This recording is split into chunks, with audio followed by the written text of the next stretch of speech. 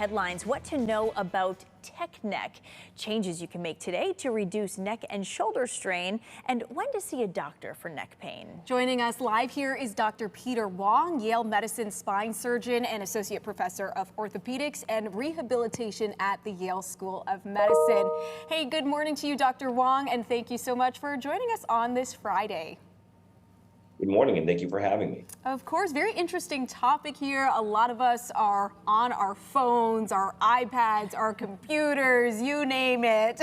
Yeah, you can see all the screens around us. So tell us, what exactly is tech neck? Well, tech neck is really a term that's dating back several years. I mean, back to when we would keep our phones in between our ears and our shoulders. Now I think it's really related to the amount of time we spend in front of our screens. And by doing so, we kind of put our necks as well as the rest of our bodies in positions that just aren't natural. And that can lead to symptoms such as pain and stiffness. So what can we be doing? We obviously know we have these screens. A lot of us use them for work as well. What are some simple changes we can make today to try to reduce the strain on our neck and shoulders? As with many things, I think the best treatment is really prevention. I think if we can try to limit the amount of time we spend in front of our screens, which may be easier said than done, that's going to be the best treatment. But if we do have to spend time in front of screens, I think it's good to try to limit it and to take periodic breaks, at least every hour. And I think it's also important to try to think about your posture, maintaining your neck and the rest of your body in a good position, keeping your eyes level, so we're not putting our bodies in these unnatural positions for prolonged periods of time.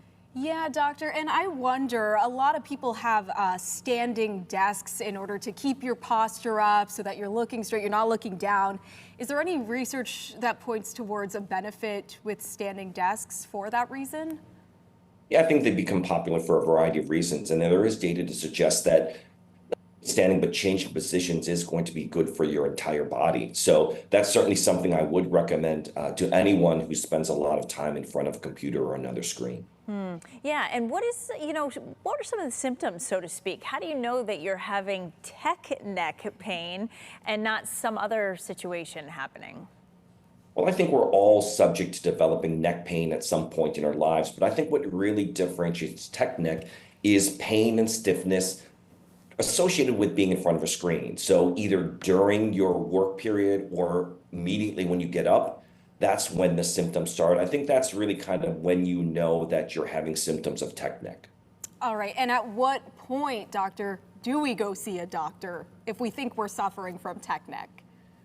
Fortunately, in most cases, tech neck involves a strain of the muscles, something that's going to get better on its own. So I think the two instances where it may be a bit more important to seek out medical attention would be if the symptoms just don't get any better, or if you start to have symptoms traveling down your arm, because that could be a sign of some nerve impingement, which is probably a little bit of a more serious condition.